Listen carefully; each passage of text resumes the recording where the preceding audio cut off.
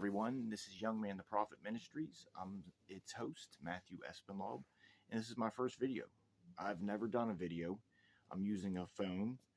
I've done a podcast before. It's called Young Man the Prophet Podcast. I've done 18 episodes, but this will be my first actual video rather than just a recording.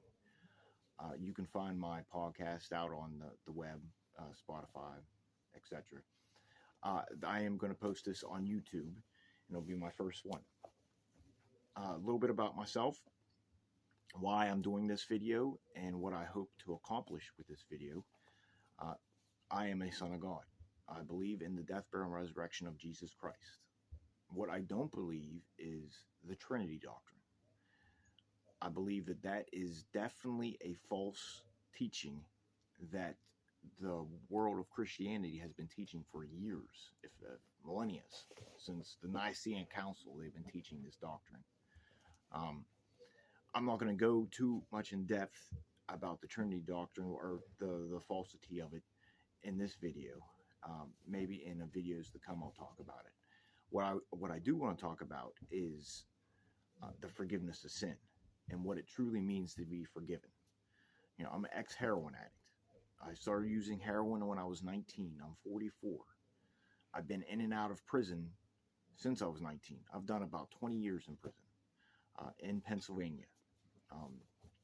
So this addiction to heroin has definitely been a part of my life for 25 years now. Now, in society, heroin is considered addiction, and it's all in the physical realm. They don't want to talk about anything else. They don't really know anything more than it being a physical drug. But what heroin is, it's a spirit. It's a demon, a evil spirit behind the scene that completely controls a person's life. And the same thing with any other drug. Now, I believe that there's more to it than just being caught in the net of the spirit of addiction. I believe that God's truly in control of all things, that it's not Satan who's in control of anything. You know, he has to get permission to do every single thing that he does. You know, and the reason is because God, the Father, has everything set up a certain way in this physical realm. This is his first creation. And the reason why he has this as his first creation is he's using this first creation to create a body of believers in which he will live in throughout eternity. And in order for that to happen, we all have to be perfected. We have to experience that the life that we have doesn't come from us. We didn't create ourselves. We don't exist because of ourselves. We exist because we have a part of God, a piece of him in us that gives us our life. And in order for us to righteously behold that and understand that and experience that, we must experience what it means to be powerless. And that's what this first creation is all about. God's truly after the second creation. He's after this perfected body of Christ in the spiritual realm at the very end of all things. That's what he's after. And truly, in reality, how God has done this is he has started with this perfected body in his mind. How am I going to create this body of glory? And he worked his way backwards the whole way to the beginning of time. And he created this first environment. And from that, he has perfected his children. There's a lot to it. I'll go into that at some point in other videos. But what like I said, I want to talk about is the forgiveness of sin. Like I said, I'm an ex-heroin addict. I've created many works that have given glory to the spirit of addiction, the spirit of heroin. So to speak about my spirit and my works and my physical body and who I am. I am a spirit. God, I'm a piece of him, a little piece of God's spirit. we all are a little piece of God's Spirit. Every single living being, creation, animal life, plant life, humans, angels, principalities, powers, Satan, all of them, they're all little pieces of God. If they were all combined together, both heaven and earth, and then the things under the earth, both the spiritual realm and the natural realm, if they were all combined together, that is who the Father is. He is all of that, not just little pieces of it. That's why I don't believe in the Trinity doctrine, because Jesus Christ is just one spirit. He's not all the spirits. What makes him different is first his birth, and then also his inheritance after he experienced being powerless, which is he had to die, went into the center of the earth, experienced he was truly powerless at that moment. It says he was perfected by the things in which he suffered. He had to be perfected first. And the only way to perfect him is he had to truly experience he has no power. And that's what his death, burial, and resurrection did. He died, went into the center of the earth for 3.5 days. That's when he experienced he could not get out of that death until the time came for him to raise from the dead. And when that command came, that's when he was able to raise himself up. And what he actually did was he reversed that work of death. And that reversal is the second creation. So that is what I'm here to talk about. And that's what I call the forgiveness of sin. When Jesus Christ, he rose from the dead, he went and sat down on the throne of God. After he rose, he was on earth for 40 days. On the day of Pentecost, he rose up into the sky and he went into the heavenly realms. That's when he anointed all of the spiritual realm with his work. And he sat down. When he sat down on the throne of power, that was his inheritance. He then inherited all things. That's why he became God, or he became equal with God. That was his position. Now he's also doing the same with all of us. So what he does is on the day of Pentecost, he poured out the Spirit. When it says that he poured out the Spirit, the Comforter, what he was doing was he anointed the righteous angels with this work that he performed of resurrecting from the dead. He anointed his angels with that. The angels partook of that work, and they were transformed, and they went forward with that work. And that's what, on the day of Pentecost, they were poured out with that work, and that work is what they anointed Peter and all his disciples with. That transformed them. Not completely, but in part. You have 7 church ages, and God has worked differently in 7 different church ages. In the beginning, they went forward as a line, so that the angels of the Lord were anointed by Jesus Christ to produce this work of a line, going forward in great power. So when Peter and them, they were anointed, that what that did was their spirit was anointed, and their spirit began to produce the same work that Jesus Christ produced when he was in the center of the earth. It was the work of reversing that work of death. Our sin is the same thing. We are created in this realm from birth with works of death. We are constantly creating works that separate us further and further away from God. That's what sin is. It don't matter what it is. It's every single work that we produce. We are born in sin. We produce nothing but sin. Our spirit produces works at our conception. And when we are conceived in our mother's womb, we begin to create what we call our soul. Every single work that our spirit produces adds to our soul, and our soul begins to grow. And as our soul begins to grow, our physical body begins to grow. It's a extension of that.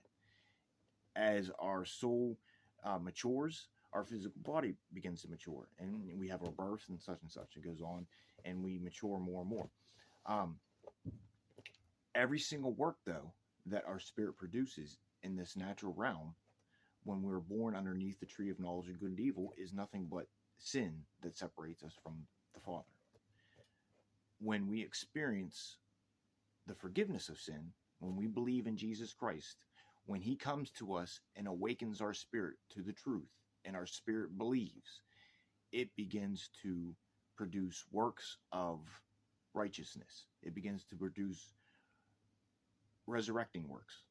Our spirit, literally, what it does is it literally begins to take all these works that we have created, that I have created, that we all have created, and it begins to reverse them, takes them back into the spirit itself. That taking back, that forgiving of a sin, produces a new work. This new work is a work that glorifies the Father. That's why we must be born again. We must be behold, all things have become new. We have to be a totally new creation. It only happens in part while we're here in this physical realm. But when the true resurrection happens and the transformation happens, every single work that we have ever created in this realm since our birth on is going to be reversed. And that reversal is going to produce a completely new man. And that man, that soul, is going to be an eternal soul. And that soul is going to do nothing but give God glory, because every single work has been performed by him. And what it truly is it's us experiencing this life that we have been given isn't ours. We've been born into this realm selfish individuals. We are little gods that want to be worshipped. Our spirit belongs to God. It's going to act like God. In other words, I'm going to worship myself. I want to be comforted. I want to experience worship from other individuals. So every single work that I produce is a selfish work until the salvation comes, until the forgiveness of sin comes. And that's what true forgiveness is about. So this is something that I've been experiencing, this reversal of works. This is something that is in the scripture, that we must be born again. I've been experiencing it for a long time, since 2005. But that's what I want to talk about. I don't know how long this video is going to be. I just wanted to give a real quick rundown of what I believe forgiveness of sin is. And I want to apply that to my life. And I want to show you what God has done in my life. Like I said, I'm an ex-heroin addict. When I was 19, I was introduced to heroin. It was a spirit, I believe, that enticed my spirit to worship it. And so how I worshipped it is I injected the heroin into my body. But what I was really doing behind the scene was my spirit was producing that work to do that. And as it produced that work to do that, it was worshiping this spirit, and I've done that for many, many years, in and out. I have relapsed many times. I am in a rehab at this moment. I've done a 90-day program. I've graduated. I have come to the end of it. And I truly believe that from this point forward, God is going to do a work in me, and I'm going to preach in power what he has done in my life. And I'm talking about my spirit, and freeing me from this spirit of heroin and many other spirits, because I've worshiped many spirits in my life. Not that I know, not that I realized that I was doing, but that's what it's about. I'm a slave to this system. I'm a slave to the God of this world, and I'm born in it.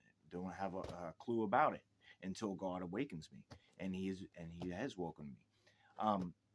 In 2003, I was in prison, crying out to God, please release me from this stuff. Like, I was condemned, judged by what I was doing, and I was claiming to be a Christian, and yet I continued to do these things. And so he came into my heart and started to show me things, started to break down the scriptures, started to show me about the Trinity doctrine, that it is nothing but a lying spirit. It's called the Trinity spirit, and it's not God. It's a spirit that is worshipped as God. It's a spirit of self-righteousness, and it holds captive billions of Christians today, and all of that is planned and purposed out. God has everything in his hand. There's nothing that God doesn't have. He has everything planned and purposed exactly how he wants it to come to pass. At some point, all this is coming back to him, but he has a process to it.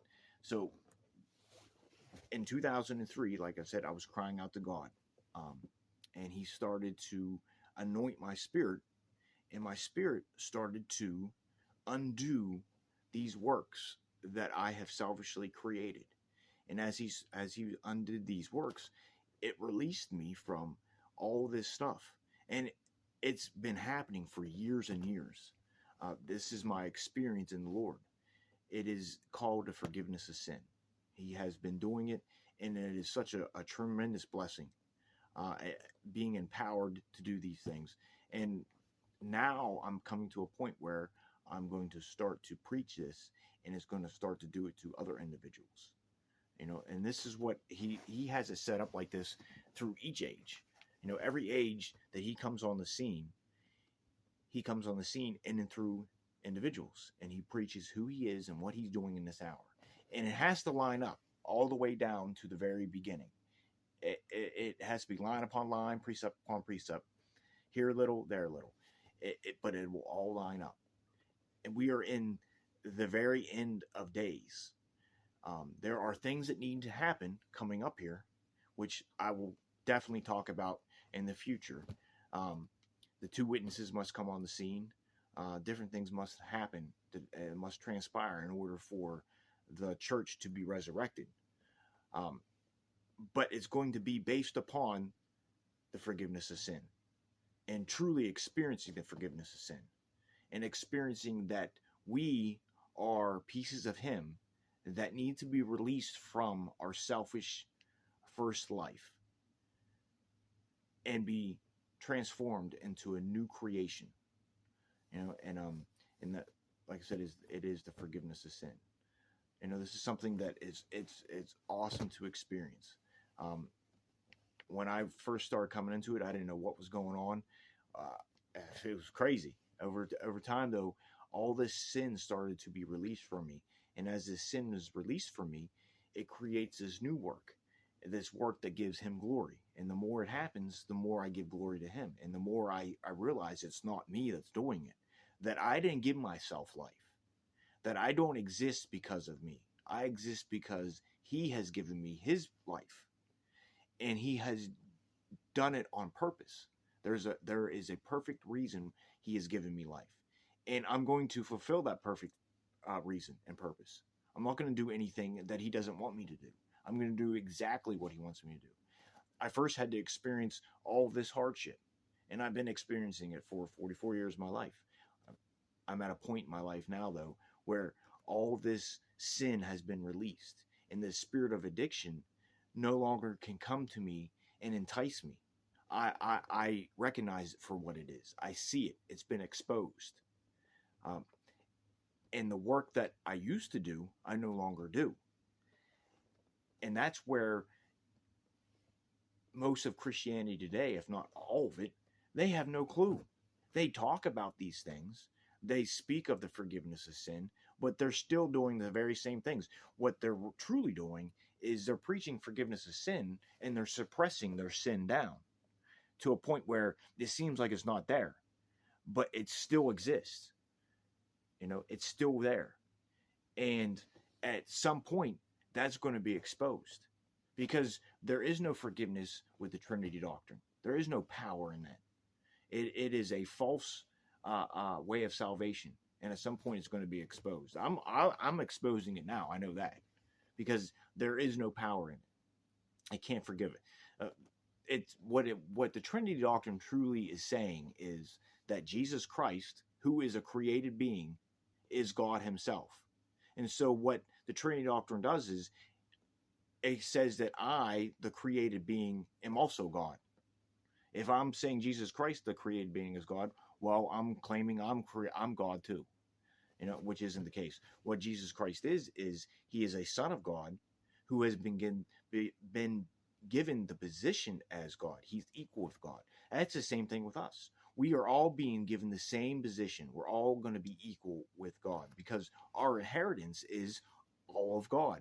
Every single spirit that has ever been created in this whole entire realm, from the beginning of time to the very end of time, whether a spiritual realm underneath or all, I am one with all of them. That is my position. That is what God has given to me.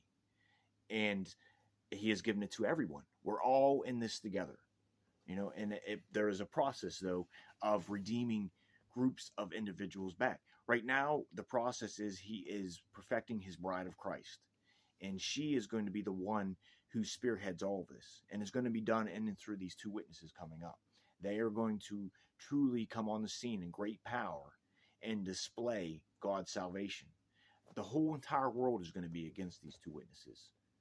And when that happens, that is when God is going to say, this is who I am. This is what I've been doing since the beginning of time. And you're not going to touch my two witnesses. For 3.5 years, you're not going to touch them. And then what's going to happen is they're going to be put to death by the Antichrist. And when they're put to death, that is when the true witnesses is going to be displayed, because for 3.5 days they're going to be dead. They're going to be behind the scene in the spiritual realm, and on that 3.5 day mark, they're going to come and they're going to resurrect their body, and it's going to transform their body into a spiritual body, and then the whole world is going to behold it, and that is going to be the beginning, the true beginning of everything, because their resurrection is going to resurrect the whole entire body of Christ, and it's also going to transform those who are waiting on the Lord's second return that are here on this earth. And it's going to do a lot of stuff, and when that happens, there's going to be war in heaven. That's when Lucifer and his angels are going to be cast out. That verse in Revelation chapter 12, it says that he took 1/3 of his angels. That hasn't even happened yet. The Christian world, they preach these things because they've been taught this by prior generations, and they have no spiritual understanding of these verses. So they'll say, well, that happened in the beginning. No, it didn't. It is plain in Revelation chapter 12 that it hasn't even happened yet. And yet they preach that it happened in the beginning. No, it didn't.